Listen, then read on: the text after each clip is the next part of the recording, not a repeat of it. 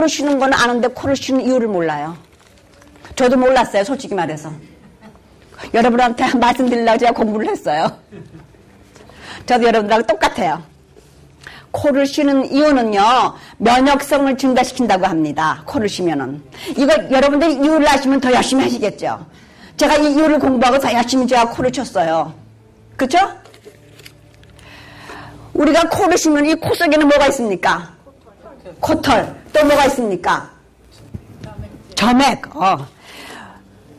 코를 쉰 그 공기가 어떨 때는 이 공기 속에서 먼지도 있고 또 곤충도 있어요. 곤충. 어떨 때는 조그만 곤충이 들어가요. 코 속으로. 그래서 쿵쿵 그렇게 할 때도 있어요. 여러분 그거 경험하셨습니까? 그러면은 그 들이마신 그 잡동산이 있는 공기가 코를 통해서 들어가면서 코털에서 걸러집니다. 그러면서 점액에서 또 걸러지고 그러면서 이 들어가는 과정에서 우리가 습도도 우리 몸에 맞추게 하고 온도도 우리 몸에 맞추게 합니다. 그렇기 때문에 코로 숨 쉬는 것이 중요합니다. 만약에 입을 쉰다면 어떻게 되겠습니까? 다 들어가 버려요, 그냥. 그러면은 염증에 기도염, 이 공기 중에 있는 백테리아, 바이러스나 뭐 그런 것들이 입으로 막 들어가 버리면은 우리가 염증에 걸려서 면역성이 떨어지겠죠. 이해가 되죠, 그죠? 여러분들 이걸 하시면 더욱더 코로 숨을 쉬시겠죠. 코와 배로 쉬는 거. 배로 쉬는 것도 잊어버리지 마세요. 이제는 우리가 이 뛰기와 걷기에 대해서 잠깐 말씀드리겠습니다. 걷기 한동안 이 걷기가 그러니까 저강도 운동이 지방연소율이 고강도 운동 뛰기보다 상대적으로 높다 그래서 이 걷기를 아주 선호했습니다. 그래서 뛰는 거 좋지 않다 그랬어요. 그런데 우리가 지방을 연소하느냐 탄수화물을 연소하느냐보다 더 중요한 게 있어요. 뭐가 중요할까요? 우리 체중 감소에 있어서. 내가 탄수화물을 연소하느냐 지방을 연소하느냐보다 우리의 체중 감소에 있어서 더 중요한 것. 궁금하십니까? 답은 다음번에 할까요? 지금 할까요? 지금 알아야 되겠습니까? 살 빼기 관건은 칼로리예요. 칼로리. 우리가 섭취 칼로리가 얼마고 또 소비 칼로리가 얼마인가에 따라서 우리 살이 빠지고 안 빠지고 하는 거예요. 우리가 지방질을 많이 연소했느냐 탄수화물을 많이 연소했느냐에 달린 게 아니에요. 우리가 얼마나 칼로리를 드시고 얼마나 칼로리를 운동을 해서 태웠느냐 그거에 달려있는 거예요. 그렇기 때문에 고강도 운동이 단연 우리 몸에 체중을 줄이는 데는 우선입니다. 왜냐하면 고강도 운동은 칼로리를 많이 소비하기 때문에 그래요. 이해가 되십니까? 그래서 할 수만 있으면 뛰기를 하십시오. 할 수만 있으면은. 근데 저는 뛰기를 잘 못하겠더라고요. 그러니까 뛰기를 못하시는 분들은 파워워킹 하시는데 파워워킹 하면서도 뛰는 걸 항상 시도를 해보세요. 근데 제가 해보니까 이 트레드밀에서 뛰게 하는 것보다 이 바깥에서 좋은 공기를 마시면서 뛰게 하는 게 더 쉬워요. 그러니까는 좋은 공기를 마시고 특히 새벽에 요새는 새벽 5시 되면은 화환해지기 시작합니다. 눈 뜨자마자 나가세요. 나가서 가능한 한 고강도 운동으로 뛰기도 하면서 걷기도 하면서 내가 할 수 있는 양을 노력해 보세요. 그러면 도움이 되실 것입니다. 그리고 우리가 이렇게 운동을 빨리 걷기나 뛰기를 시작한 후에 15분이 지나야지 연소가 되기 시작해요. 15분이 지나야지. 그런데 우리가 그렇게 15분을 기다리기가 싫으면은 무산소 운동을 먼저 하면은 그러면은 유산소 운동을 한 후에 5분부터 연소가 됩니다. 무산소 운동을 먼저 근육 강화 운동을 먼저 하시고 그 다음에 걷기나 뛰기를 하시면은 5분 만에 우리가 불을 태우는 연소를 칼로리가 나가기 시작합니다. 근데 무산소 운동을 하지 않고 그냥 처음부터 걷기를 하시면 15분이 지나야지 연소가 되기 시작합니다. 설명이 분명했습니까? 그 다음에 근육 운동에 대해서 이 근육 운동이 너무 중요하기 때문에 이 근육 운동을 제가 설명을 좀 자세하게 해드리겠습니다. 우리가 건강하게 늙으려면은 운동 중에서 가장 중요한 것이 근육 운동입니다. 근육 운동을 하는 이유는 뭘까요? 건강하게 늙기 위해서. 근육 운동을 하면은 우리의 모습이 멋져집니다. 당당해지고 어깨도 벌어지고 그리고 이 허벅지 다리도 이게 둘레가 많아지고 허리도 들어가게 되고 옷 입으면 몹시도 나고 멋진 모습이 되고 또 근육 운동을 하면은 에너지가 나와요. 건강한 활력이 생기고 원동력이 생깁니다. 그래서 우리가 생산적이 됩니다. 또 근육 운동은 우리의 근육 운동을 해서 모든 근육이 양이 많아지고 탄탄해지면은 우리에게 보호 장치하는 구실을 합니다. 방탄 조끼 같은 역할을 해요. 근육 운동이. 그래서 넘어져도 우리를 보호할 수가 있어요. 근육 운동이. 그다음에 제일 중요한 것은 근육 운동을 하면은 기초 대사율이 올라갑니다. 그래서 우리가 꾀가 나서 운동을 안 해도 밥을 많이 먹어도 살이 안 찐다는 얘기예요. 그처럼 좋은 뉴스가 있습니까? 그렇기 때문에 근육 운동은 너무너무 중요한 것입니다. 오늘부터 여러분 근육 운동을 꼭 시작하십시오. 그 다음에 근육 운동의 원칙에 대해서 말씀을 드리겠습니다. 여기 근육 운동의 원칙. 과부하 원칙. 이것은 무엇인가 하면은 일정 정도 이상의 자극이 필요하다는 얘기예요. 내가 할 수 있는 그 무게보다 좀 더 높은 거를 가야 된다는 거예요. 그러면 어느 정도 높이를 갑니까? 하고 물어보셔요. 운동에는 레피티션과 세트가 있습니다. 레피티션은 내가 이 아령을 든다 그러면은 한 번 원 레피티션, 두 번 원 랩, 세 번 뚜리 랩 이렇게 나갑니다. 이게 10번이 되면은 원 세트가 됩니다. 그쵸? 원 세트. 이게 9번, 10번 갈 적에 아우 힘들어 하고 땀 뻘뻘 흘리면서 억지로 할 정도가 돼야지 나에게 맞는 웨이트예요. 내가 이거를 한 3파운드를 갖고 내가 이걸 20번, 30번 했잖아요. 그건 나한테 너무나 약한 웨이트, 쉬운 거예요. 쉬운 거는 항상 이 모양이에요. 이거 안 늘어나요. 그렇기 때문에 내가 좀 힘든 웨이트를 가지고 그게 해야 되는 게 과부하 원칙입니다. 그 다음에 점중 원칙. 자극을 단계적으로 늘려야 돼요. 내가 일주일 동안 내가 한 2주 동안 내가 3파운드를 했다. 그걸 내가 문제없이 3세트를 했다. 그러면은 2, 3주 후에 내가 4파운드를 올리는 그러한 점진적으로 자극을 시켜야 됩니다. 그 다음에 세 번째는 특정성 원칙. 이 특정성 원칙은 뭐냐면은 내가 운동한 부분만 발달을 해요. 내가 이거 했다고 해서 다리가 발달하지 않아요.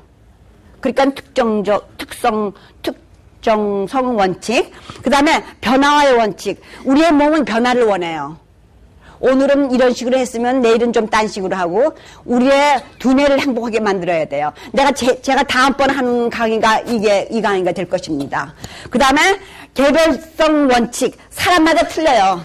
사람마다 운동에 그 효과적으로 반응하는 그 모양이 틀립니다. 그 다음에 가역성 원칙. 이것은 운동하다가 스탑하면은 효과가 다 없어져 버려요. 그 때문에 우리가 이 운동은 죽을 때까지 해야 돼요.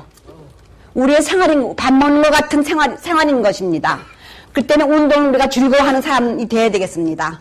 그 다음에 성과 점감 원칙. 여러분들이 이걸 아시면은 운동하다가 실망을 하고 운동을 관두는 일을 안 하실 거예요. 이거는 무슨 말이냐면은 어느 정도 내가 운동을 시작해서 운동의 효과가 보이기 시작하다가 그 다음엔 이게 플라토로 돼서 별로 효과가 안 보이는 거예요. 그거는 당연한 거니까 그 상태를 유지하는 것도 중요하니까 계속적으로 실망하시지 마시고 하시기 바랍니다. 다 이해가 되셨습니까? 그 다음에 이러한 근육 강화 운동은 일주일에 몇 번 해야 되는가? 두 번도 충분합니다. 2번이나 3번이면 됩니다. 근육 강화만 위해서는 아까 얘기했듯이 혈압을 낮추겠다, 뭐 당뇨를 고치겠다, 그러면 매일같이 하셔야 돼요. 그 운동하는 나의 목적에 따라서 횟수라든지 운동하는 방법이 변합니다. 그 다음에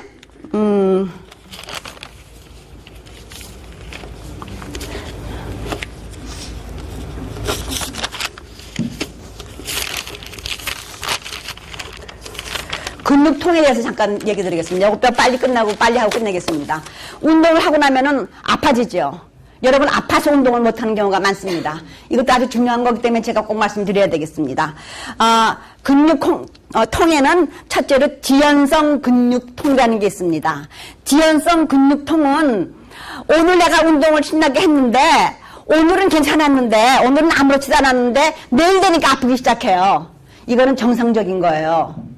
왜냐하면 오늘 나 열심히 했기 때문에 뒤늦게 불편해지는 것입니다.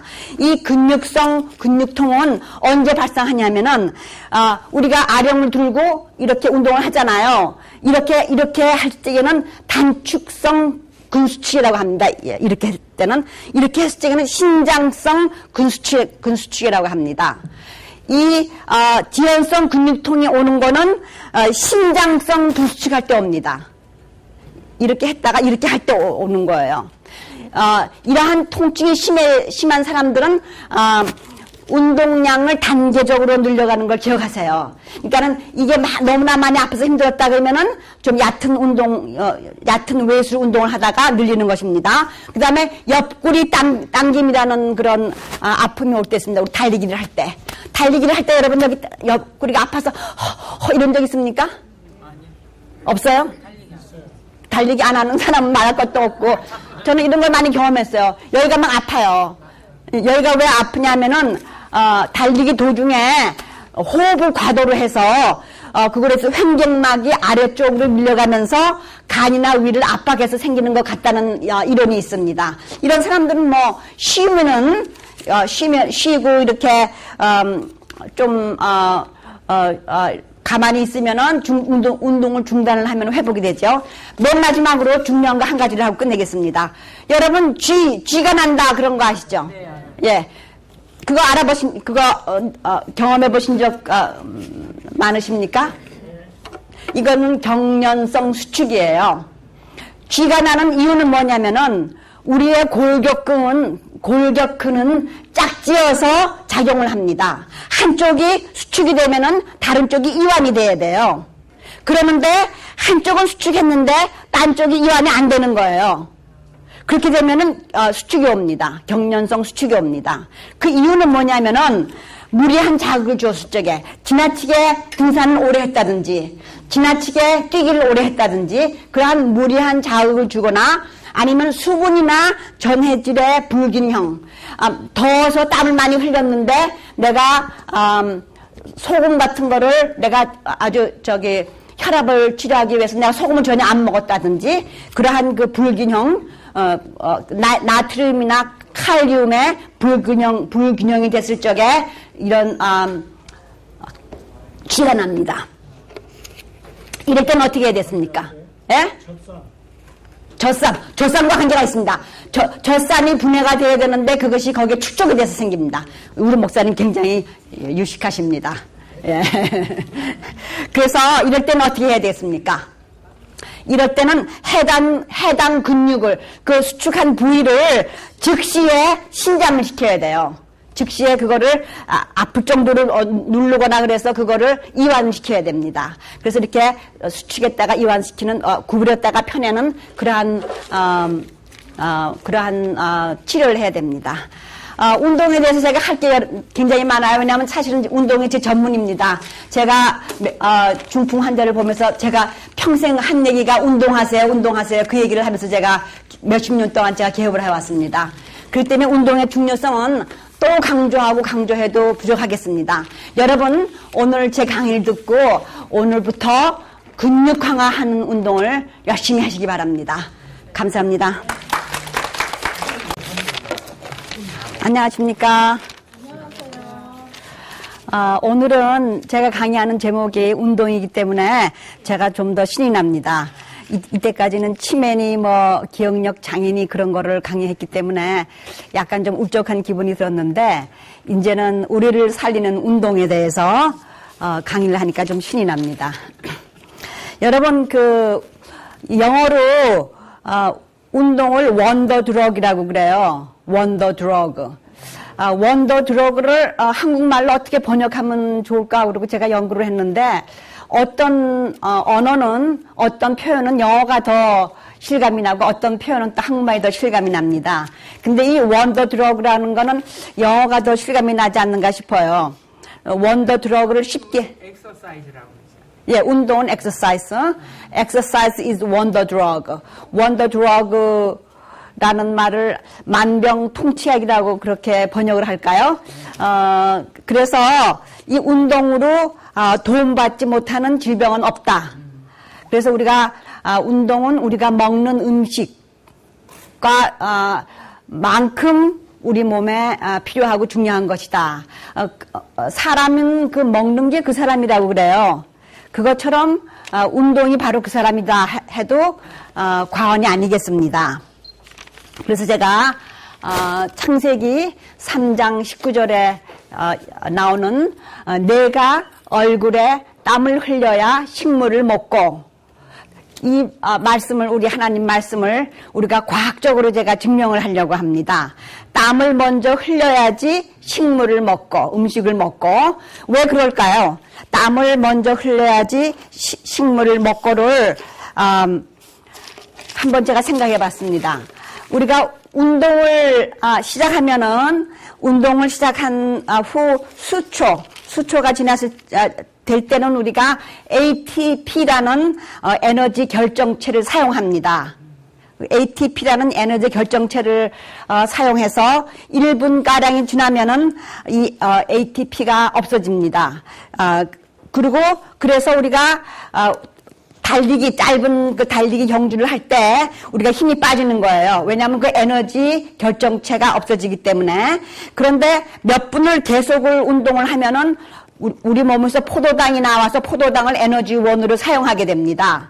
그 다음에 몇십 분, 30분이나 1시간, 2시간, 저장된, 글라이코겐의 양에 따라서, 양이 많으면은 1시간, 2시간, 양이 적으면은 약 30분, 그 정도로, 원으로 사용합니다. 에너지 공급원으로. 그러다가, 30분 이상을 운동을 하면은 그때 지방산이 나와서 에너지원으로 사용하게 됩니다. 그래서 우리 몸에 충분한 포도당이나 글라이코겐이 있을 때 바로 그걸 사용하고 그 당시에는 지방산은 축적이 돼 있어요. 그런데 우리가 공복 시에는 축적된 글라이코겐이 적기 때문에 지방산을 먼저 사용하게 됩니다. 그래서 운동은 공복 시에 하는 것이 더 효과적이에요. 지금 우리가 이러한 것을 과학적으로 증명을 했습니다. 근데 그 옛날에 성경에 벌써 하나님은 우리에게 내가 얼굴에 땀을 흘려야, 그러니까 얼굴에 땀을 흘릴 때는 우리가 공복인 거예요. 그래야 식물을 먹고 그렇게 말씀하셨습니다. 여러분 제 설명이 이해가 되십니까? 그러니까는 운동은 내가 체중 감소를 위해서 하는 운동은 공복에 하는 것이 효과적이다. 바로 그 말씀입니다. 그래서 땀을 흘린 후에 식물을 먹으면은 우리가 우리 몸에서 소모된 근육 속에 있는 소모된 글라이코겐을 재합성을 시키고 그리고 손상된 근육 단백질을 합성을 촉진을 시킵니다. 그래서 운동 후 30분 내지 1시간 이내에 우리가 탄수화물과 단백질을 섭취하는 것은 우리 몸에 굉장히 유익한 것입니다. 그래서 운동이 없는 영양은 복부 둘레만 쌓이게 하고 영양이 없는 운동은 노화를 촉진시킵니다. 그렇기 때문에 우리가 공복에 운동을 하고 운동 후에 30분 내지 1시간 후에는 꼭 영양분을 섭취를 하셔야 됩니다. 이거 여러분들하고 명백하게 됐습니까? 이번에는 제가 재활의과 전문의 시험을 1977년도에 쳤습니다. 전문의 시험은 리튼 이렇게 쓰는 시험과 구두 시험이 있어요. 말로 하는 시험. 이게 한 3, 4일 동안 계속되는 시험인데 그 구두 시험의 문제 중에 하나가 뭐였냐면은 The effects of bad rest, inactivity and immobilization. 영어로는 그런 얘기인데 한국말로 번역하면은 침대에 쉬고 있을 때 움직이지 않을 때 생기는 합병증. 그건 무엇이냐 하는 게 그 문제, 아주 중요한 문제였습니다. 그걸 여러분들에게 말씀드리면은 왜 운동이 중요한가를 더 강조할 수 있을 것 같아서 제가 말씀을 드리기로 했습니다. 그거의 답이 무엇이라고 생각하십니까? 문제가 뭐냐면은 침대에 누워서 운동을 안 하고 있을 때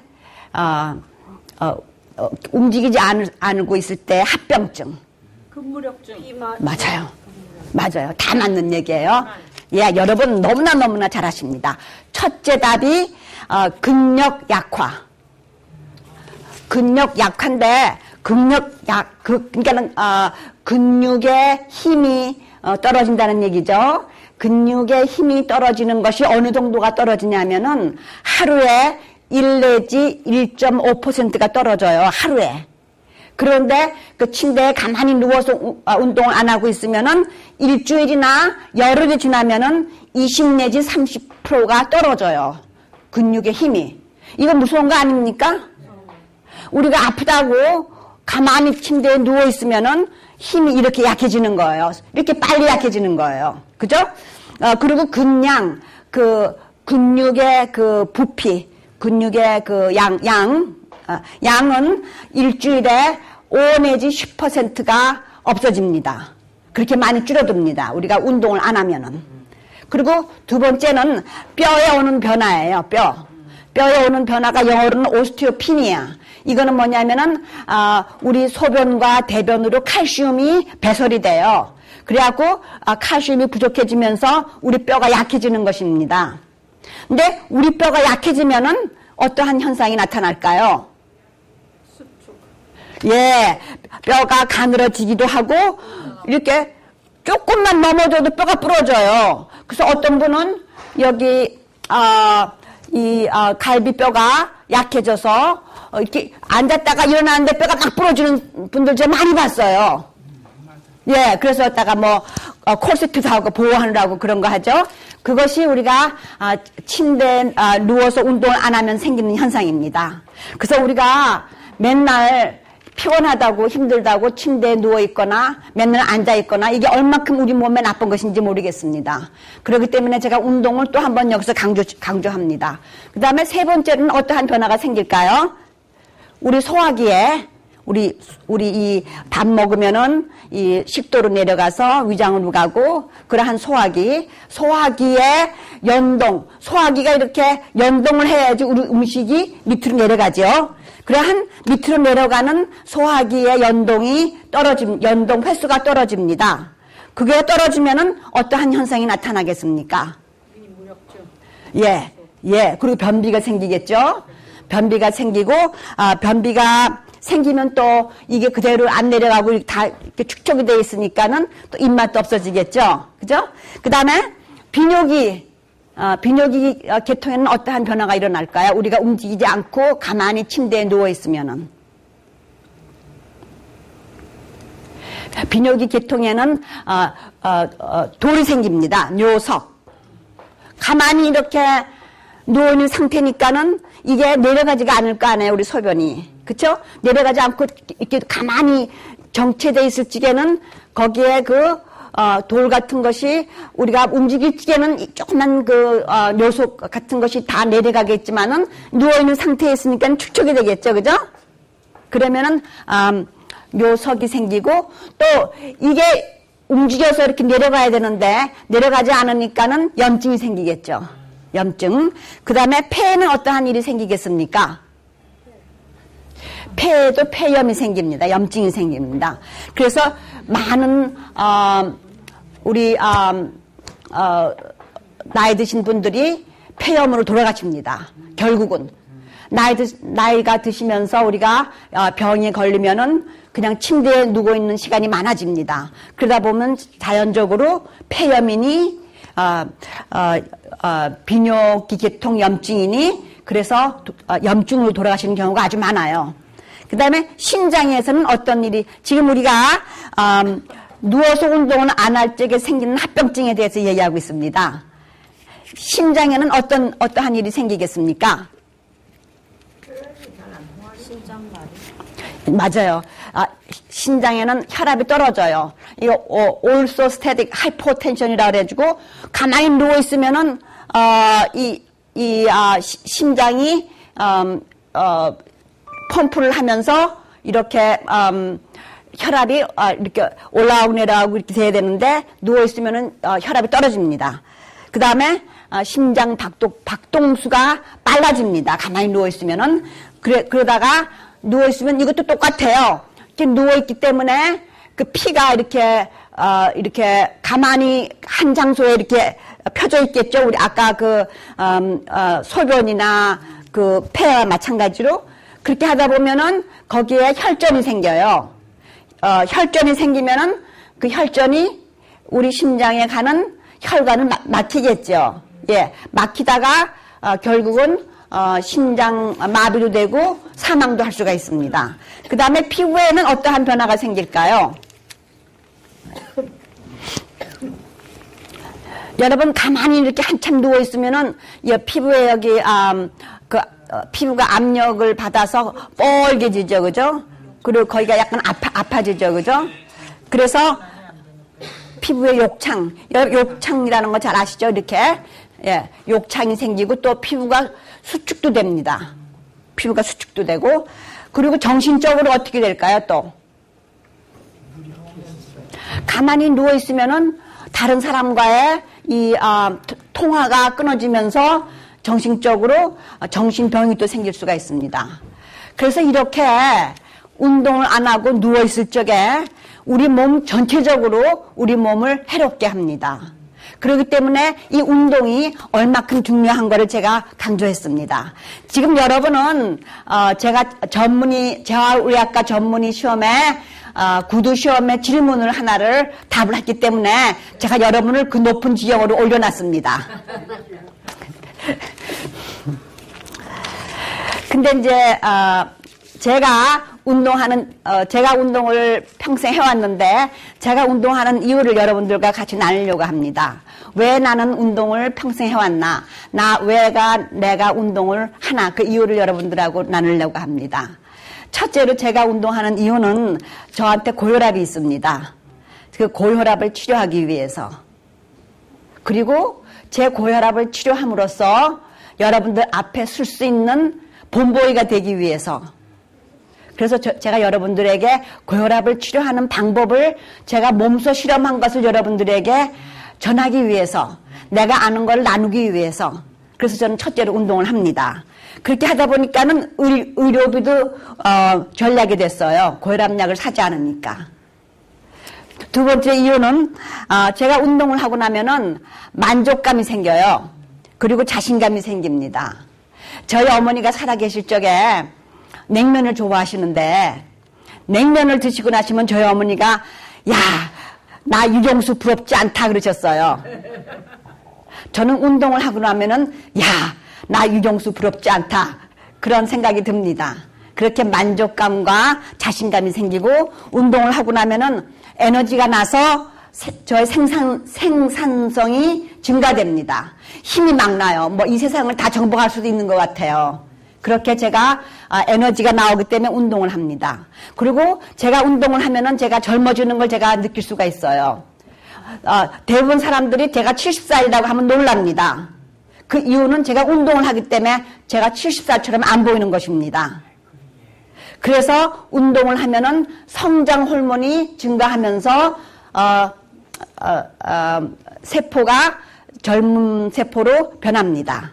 그리고 또 운동을 하면은 우리 면역 세포에 있는 그 백혈구 거기에서 분비하는 단백질로 사이토카인이라고 있는 것인데 이 사이토카인은 젊음을 유지하는 단백질인데 이 사이토카인을 작동시키게 하는 것이 운동이라고 합니다. 그래서 운동을 하면은 젊어집니다. 여러분 믿을 수 있으시겠습니까? 그리고 또 운동을 하면은 얼굴에서 광채가 납니다. 운동을 하시는 분을 보면은 얼굴에서 광채가 나고 그리고 그 표현도 긍정적이고 그리고 행복한 모습입니다. 그 다음에 운동을 하면은 저는 손발이 잘 차가워지곤 했는데 운동을 하면 손발이 따뜻해집니다. 온도가 올라갑니다. 온도가 올라가는 것은 우리 면역성에 아주 중요한 것이라는 걸 우리가 지난번에 얘기를 나눴죠. 온도를 올려주는 그러한 행동은 아주 중요한 것입니다. 그리고 운동을 하면은 마음이 안정이 됩니다. 운동을 하고 난 후에 샤워를 하고 자동차를 타러 가면은 내 마음이 안정이 되고 나의 부교감 신경이 활성화되는 것을 느낄 수가 있습니다. 저는 이러한 이유들로 운동을 열심히 하고 있습니다. 시간이 있으면 저는 여러분들이 운동하는 이유도 듣고 싶은데 시간이 없어서 다 들을 수가 없지만은 제 얘기를 먼저 드렸습니다. 다음에 시간 날 때 여러분들이 운동하는 이유를 저에게 말씀해 주시면은 참으로 좋겠습니다. 무슨 운동하세요? 예? 무슨 운동하세요? 저는 운동을 여러 가지를 합니다. 제가 운동하는 이유는 고혈압을 조절하기 위해서 운동을 하기 때문에 저는 거의 하루에 1시간씩 빨리 뛰기나 그런 유산소 운동을 땀을 흘리면서 열심히 합니다. 그리고 일주일에 한 2번가량은 웨이트리프팅, 무게 들고 낳는 거, 그거를 또 합니다. 그리고 운동을 매일 같은 거 하는 거가 좋지 않다고 생각하기 때문에 일주일에 1번이나 2번은 꼭 수영을 합니다. 그래서 저는 운동이 저의 생활의 습관화가 됐기 때문에 저는 운동을 빼놓으면은 그날 하루가 아주 중요한 일을 빼놓은 것처럼 돼서 굉장히 행복하지가 못합니다. 그래서 이제 이 운동에 대해서 또 제가 한 운동에 대해서 나중에 또 더 자세하게 여러분들에게 말씀을 드릴게요. 선생님 지금 30대라고 보고 있어요. 아유, 감사합니다. 그건 조금, 감사합니다. 태도는 행동은 여학생이고. 감사합니다. 제 마음도 그렇습니다. 운동에서 가장 중요한 것이 무엇입니까? 우리가 실패하는 이유, 우리가 운동을 작심삼일, 우리가 운동을 하루나 3일만 하고 운동을 관두죠. 많은 분들이. 이게 새해가 되면은 운동 클럽에 가면은 사람들이 수두룩하게 모였어요. 결심을 하고. 근데 그분들이 한 일주일이나 2주일 되면 쫙 빠집니다. 그래서 저 같은 사람은 운동하니까 더 좋아지죠. 왜냐하면 사람들이 없으니까. 근데 운동을 하기에 가장 중요한 것은 지속성을 꾸준히 실천하는 것입니다. 지속성을 갖고 꾸준히 실천하는 것이 가장 중요합니다. 그러니까는 우리가 어릴 때는 IQ, Intelligent Quotient, 그래서 그 지능 지수가 중요하다고 그랬죠. 우리 학교 다닐 때는 지능 지수가 중요한 애들이 공부를 잘하고 그것이 강권이었습니다. 근데 우리가 사회에 나와서 일을 하면서 는 뭐가 중요합니까? EQ, Emotional Quotient. 그러니까 EQ는 감성지수예요. 감성지수가 중요하다고 합니다. 근데 우리가 나이가 들어서 이렇게 다 50세 이상이 되고 그러면은 뭐가 중요합니까? 습관지수가 중요합니다. 습관지수가 우리의 운명을 가름하는 것입니다. 그래서 이 습관지수, 제가 요 다음번에 강의가 우리의 두뇌의 특성을 이용한 변화에 대해서 제가 강의를 드리려고 합니다. 두뇌의 특성을 아시면은 우리의 습관을 바꾸는 것이 그렇게 힘들지 않다는 것을 여러분들이 배우게 되실 것입니다. 그러니까 다음번 강의 여러분 기대하세요. 그래서 이 습관, 지수가 중요해야 돼요. 우리 지금 현재 우리 이 방에 앉아 계신 여러분들은 습관 지수가 가장 중요합니다. 이 습관 지수는 우리가 무의식적으로 우리가 의식하지 않고 자동적으로 우리의 습관을 만들어서 이 무의식적인 습관의 영역으로 우리의 생활을 만드는 것입니다. 그걸 다음번에 계속 강의하겠습니다. 우리 목사님은 뭐가 중요하다고 하십니까? spiritual quotient, 영적인 그러한 지수가 중요하다고 하십니다. 영적인 지수도 아주 중요합니다. 영적인 지수도 우리가 빼놓을 수 없는 것입니다. 이건 우리 목사님이 담당할 제목이니까 제가 깊이 안 들어가겠습니다. 그 다음에 운동을 통해서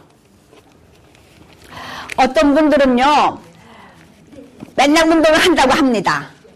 제가 운동 클럽에 가보면은 맨날 오세요. 맨날 오셔서 이 웨이트리프팅도 맨날 하시고 트레드밀도 맨날 뛰시고 하시는데 항상 똑같아요. 그런 분이 있는가 하면은 어떤 분들은 오셔서 1시간만 운동하시는데 지난달과 이달과 그 사람의 모양이 틀려요. 벌써 허리가 더 들어갔고 배도 들어갔고 이 팔과 다리의 근육이 커졌고 팔도 아련이 생기고 그랬어요. 차이가 뭘까요? 왜 그럴까요?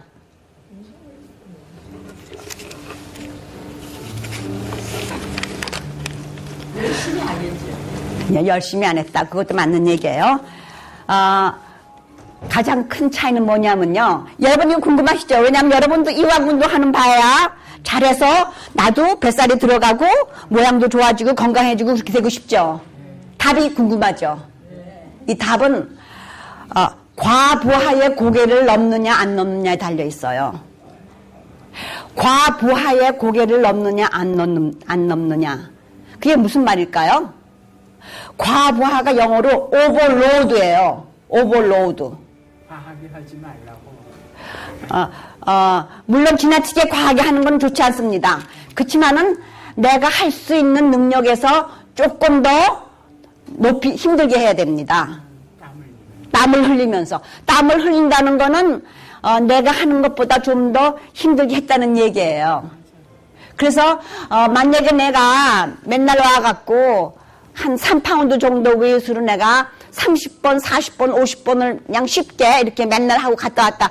물론 그것도 안 하는 것보다는 도움이 되겠죠. 그죠? 근데 그렇게 하는 것보다 10번을 하더라도 내가 그 무게를 내가 15번 이상을 쉽게 올릴 수 있다 하는 무게는 벌써 내가 필요한 무게보다 덜 나가는 무게. 내가 만약에 3파운드를 20번 했다 그러면은 그 사람은 4파운드나 5파운드를 늘려야 돼요. 약간 힘들게 해야 돼요. 그죠? 그래서 이 과부하의 고개를 넘는 것이 아주 중요합니다. 여러분 이거 이해하셨죠? 그죠? 그 다음에 이 숫자에 대해서 얘기를 드리겠습니다.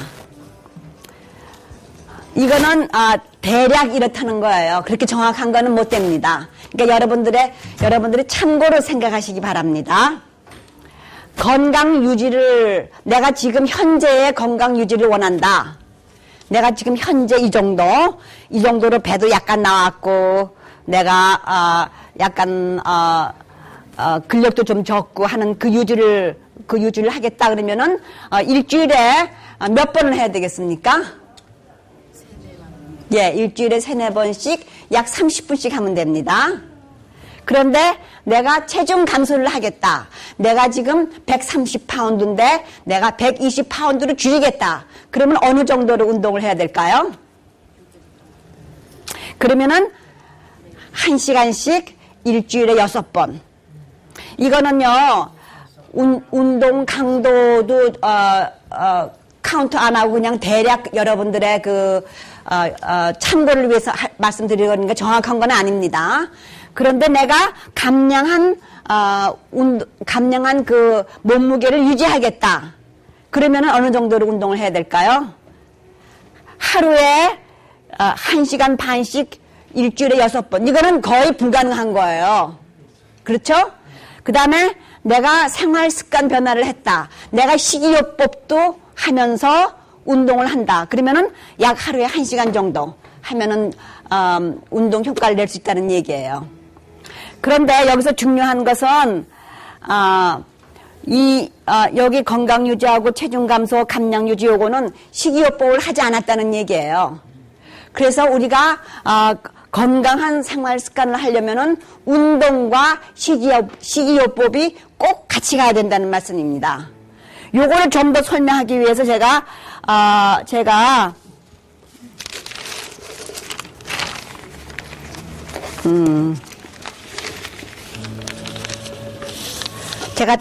좀 이따가 다시 얘기 드리겠습니다. 요 설명을 좀 다시 얘기를 드리겠습니다.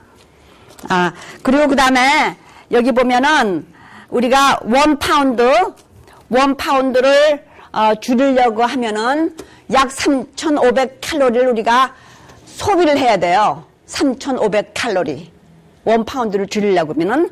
그런데, 그래서 우리가 이제, 우리가 식이요법으로 칼로리를 계산해서 하루에 500칼로리를 덜 자시면은, 일주일 동안 덜 자시면은 3,500칼로리가 되죠.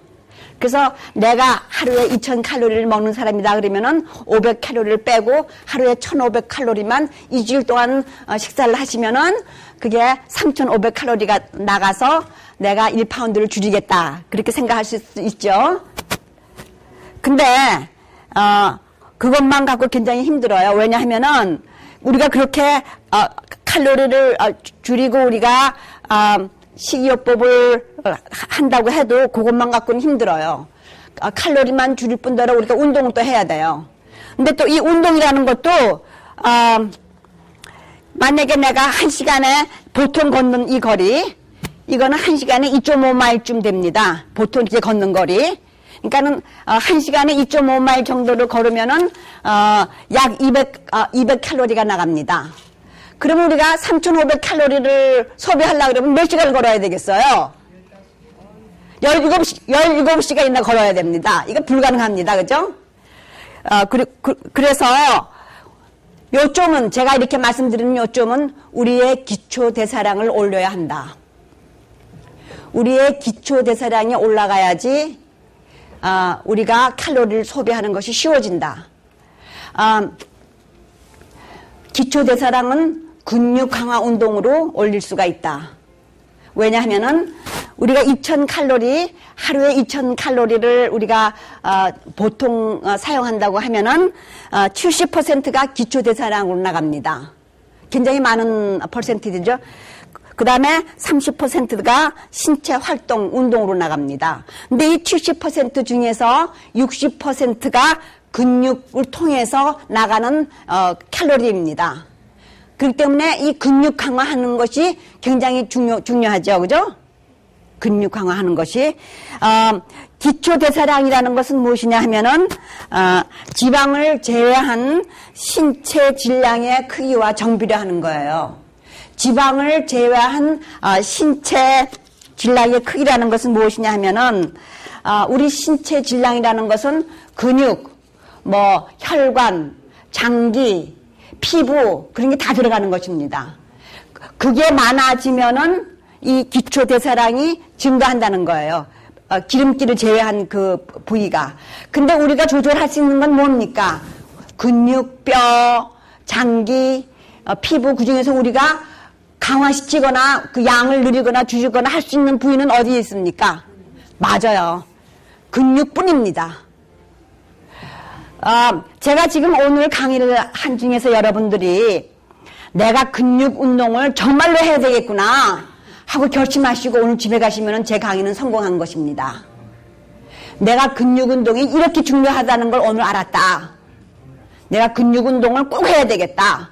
그거를 아시면은 제 강의는 효과를 본 것입니다. 그래서 이 근육 운동이 해서 우리가 근력과 양을 증가시키면은 자연히 기초 대사량이 증가를 해서 우리가 가만히 있어도 열을 태우는 것입니다. 그렇기 때문에 여러분들 아드님들 맨날 웨이트리프팅하고 이렇게 몸짱인 그 아드님들 갖고 계시는 분, 그 아드님들하고 여러분들하고 똑같이 냉면을 먹었는데 여러분들은 배가 툭 튀어나오고 살이 찌기 시작하는데 그 아들들은 맨날 배가 아주 날씬하죠. 이유가 뭡니까? 근육이 있기 때문에 기초대사량이 올라가서 그런 거예요. 제가 여러분들에게 설명을 충분히 했습니까? 그래서 이렇게 근육 운동이 중요하다. 선생님, 근육 운동 우리 할머니들이 할 수 있나요? 할 수 있습니다. 할 수 있습니다. 어떤 점? 제가 조금 있다가 이제 그 무게에 대해서 제가 말씀을 드릴게요. 그때 답을 드릴게요. 가능한 한 제 질문을 다 강의 끝나고 하시면은 여러분들이 제가 강의 중에 여러분들에게 퀘스천 이렇게 묻고 싶은 걸 제가 답을 벌써 하게 됩니다. 그래서 이 근육 운동에 대해서 강조를 했고 얼마큼 우리의 먹는 음식들이 이렇게 칼로리가 많은가를 한번 여러분들에게 말씀을 드리려고 그래요. 김밥 한 줄을 먹으면 480칼로리입니다. 이게 뭔가면은 우리가 200칼로리, 우리가 천천히 걷는 거를 17시간 걷는 거에 2배예요. 우리가 34시간을 걸어야지 김밥 한 줄에 칼로리를 쓰는 것입니다. 그러니까 먹는 걸 얼마나 우리가 조심해야 되겠어요. 그 다음에 물냉면은 400칼로리예요. 그리고 왕만두 하나 먹으면 200칼로리. 한 개, 왕만두. 근데 우리 교회에서 백투에덴 만두는 그렇지 않습니다. 이게 하얀 밀가루를 만든 만두를 말하는 것입니다. 그 다음에 비빔국수는 500칼로리. 부추전 한쪽. 이게 왜 많은가 하면 부추전은 기름을 이렇게 하잖아요. 그러니까 칼로리가 많습니다. 168칼로리. 그 다음에 맥도날드 한 끼. 맥도날드 가서 조그만 햄버거 해다가 걷다가 프렌치 프라이스 얼마나 맛있어요? 걷다가 또 뭐 맛있는 것도 있어야 되죠. 드링크 그런 걸 다 넣으면은 1500칼로리가 금방 나갑니다. 그래서 이 1500칼로리를 쓰기 위해서 우리가 산보처럼 걷는 시간을 우리가 몇백 시간을 걸어야 되겠습니까? 그래서 우리가 먹는 그 음식의 칼로리에 대해서 여러분들하고 나눴습니다. 그 다음에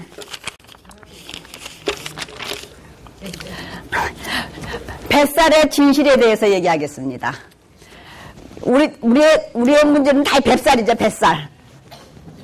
제가 여러분들에게 뱃살을 제가 수축을 강의를 하기 위해서 내가 뱃살을 내가 들여보내려고 내가 지난 일주일 동안 무척 고생을 했습니다.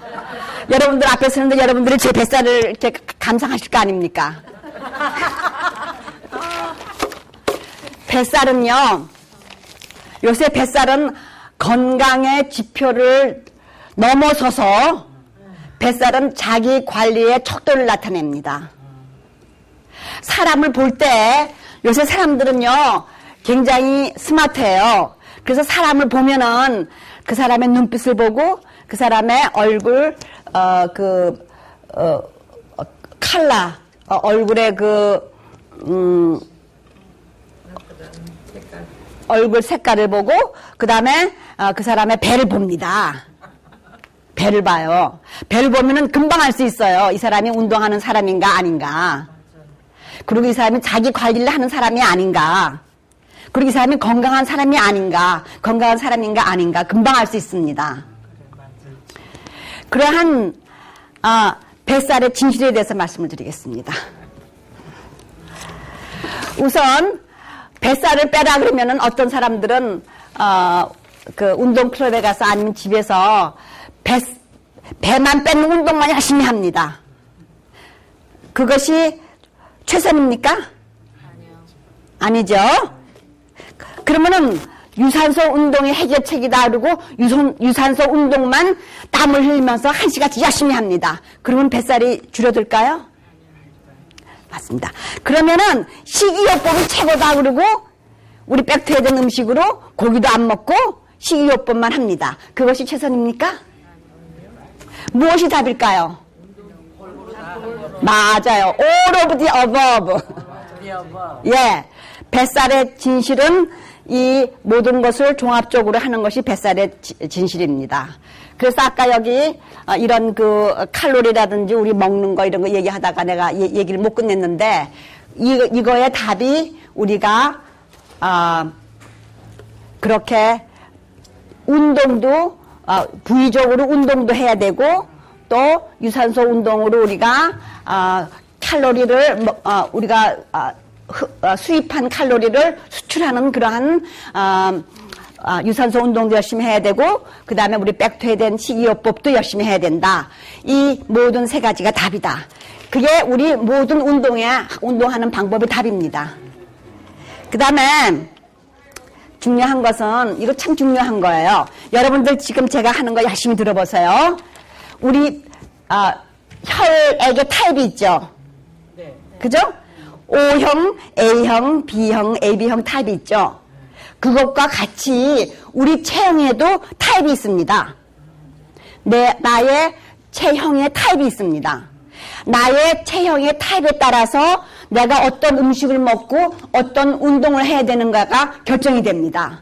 여러분 그거 궁금하죠? 과연 나는 어떤 운동이 나에게 필요한 것인가? 나의 음식을 먹는 방법은 어떠해야 되는가? 그렇기 때문에 이게 사람마다 틀립니다. 굉장히 이게 개별적인 거예요. 그래서 이 체형에 대해서 얘기를 드리겠습니다. 우리가 정자와 난자가 만나면은 거기에 수정란이 생기죠. 근데 그 수정란은 성장 과정에서 세 개의 세포층을 이룬다고 합니다. 세포층을. 그러는데 내 가장 속에 세포층은 소화기관과 배설기관에서 주로 관리를 하고 그 다음에 그거를 내 배협형을 인 사람이라고 얘기한다고 합니다. 그래서 이 배협형인 사람은 여러분 이북의 그 김정일 그 사람 여러분 아시죠? 그분은 이렇게 몸이 이렇게 비만증이 와갖고 뚱뚱하고 이렇게 큽니다. 그죠? 그때 우리 여기 교회에 나오시던 그 장로님, 내가 그 장로님 성함을 깜빡 잊어버렸는데 지금은 그 장로님이 심장 수술을 하셔갖고 못 나오시죠?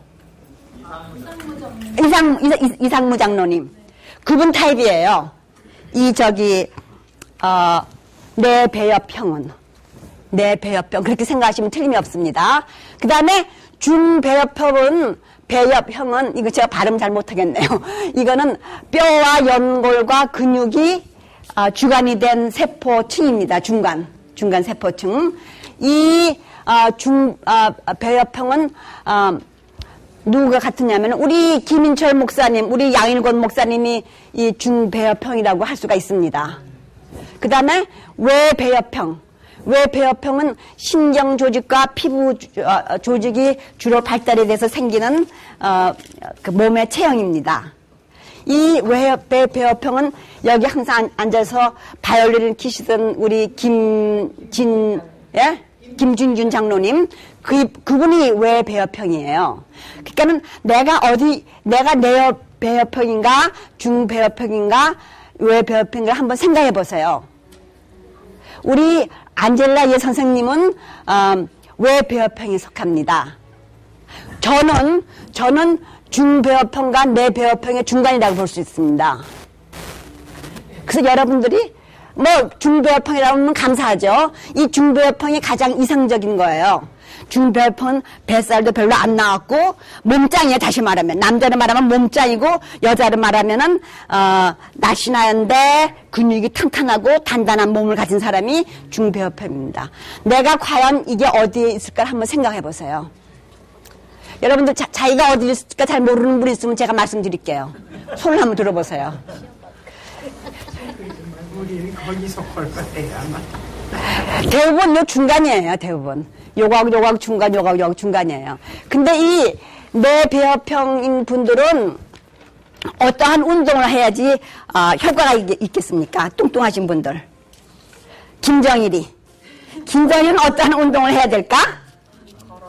맞아요. 유산소 운동을 해서 땀을 빼고 여러분 이 장거리 선수들 있잖아요. 마라톤 선수들을 보면 빼짝 말랐죠. 그러니까 이 뚱뚱한 사람도 이걸 해서 빼짝 말려야 되겠죠. 그죠? 이 중배협형이 되기 위해서는. 일리가 있습니까? 네. 그래서 이러한 비만증에 걸리신 분들은 빨리 걷기나 뛰기를 하셔서 이 지방질이라든지 그런 것을 없애고 고단백질 식사를 하시고 저탄수화물 식사를 하셔야 됩니다. 이 뚱뚱하신 분들. 그 다음에 중배합형, 뼈, 연골, 근육이 단단하신 분, 우리 김인철 목사나 우리 양일권 목사님 같으신 분들, 이런 분들이 운동을 안 하고 식사를 마구 하시면은 내배합형이 됩니다. 되기 쉬워요. 그렇기 때문에 이런 분들도 회의하면 안 돼요.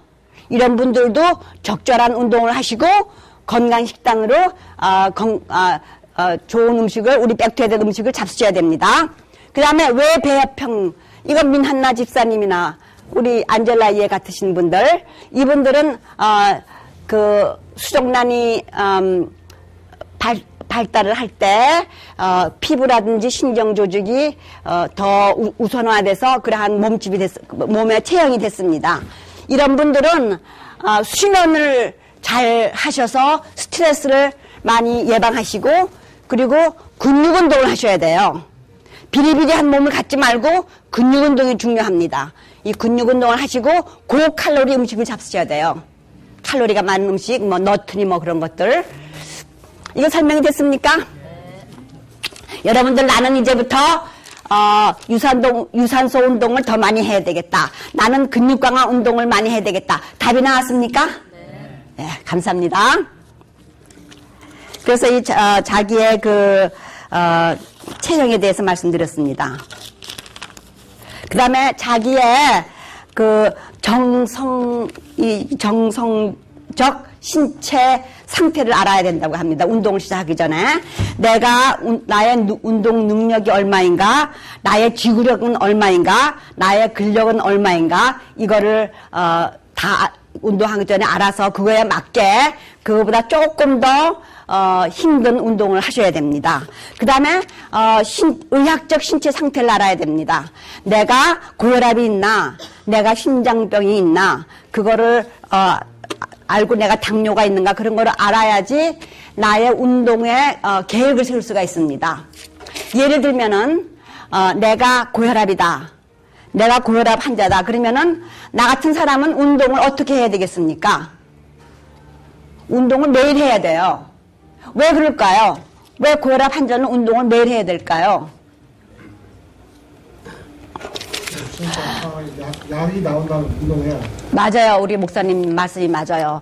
운동을 하면은 혈관 이완제, 나이트릭 옥사이드라는 그 혈관 이완제가 우리 몸에서 자연히 분비가 됩니다. 운동을 하면은. 운동을 30분이나 1시간 땀을 흘리고 하면은 분비가 되는데, 이 분비되는 주기가 24시간이에요.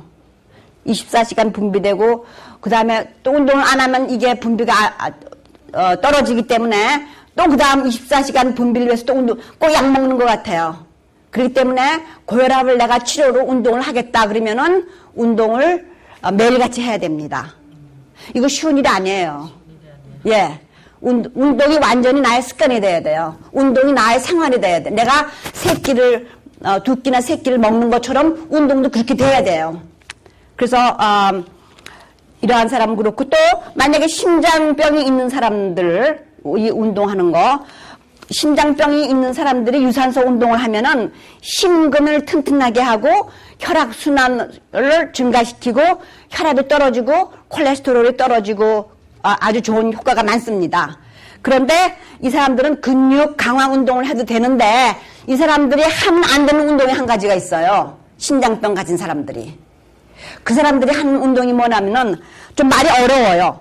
등척성 운동이라 그러는데, 이게 뭐 설명하면 간단해요. 우리가 이렇게 수건을 두 손으로 이렇게 잡아당기는 거 있잖아요. 수건을 이렇게 양팔로 이렇게 수건을 당기는 거. 이 당기는 거를 길이를 변하지 말고 똑같은 길이에서 이렇게 당기는 거예요. 다시 말하면은 우리가 이렇게 나무가 있잖아요, 나무. 나무가 양쪽에 이렇게 이런 길이 있다면은, 요런 길이가 딱 있다면은 나무를 그냥 미는 거예요. 나의 이 길이는 바꾸지 않고. 이 미는 운동, 이러한 운동은 심장에 부담을 준다고 합니다. 그래서 이러한 운동은 심장병에 있는 사람들은 하면 안 되겠어요. 그래서 의학적 신체 상태를 알아야 되겠습니다. 운동하기 전에. 그 다음에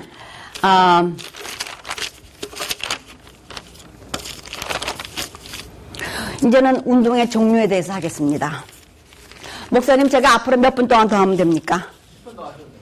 10분? 네. 운동의 종류에 대해서.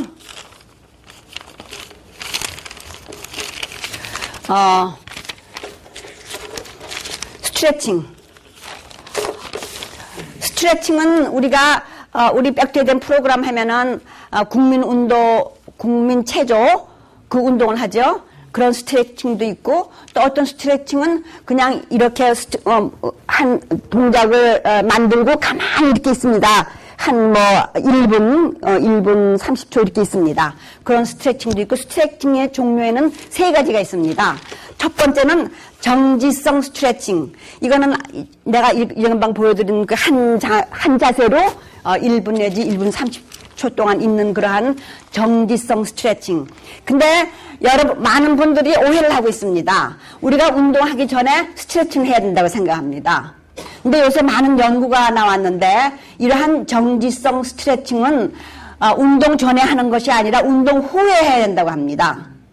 정지성 스트레칭. 왜냐하면은 정지성 스트레칭은 근육과 관절의 지지력을 떨어뜨려서 일반적 근육의 힘과 순간적 힘을 내는 능력을 떨어뜨린다고 합니다.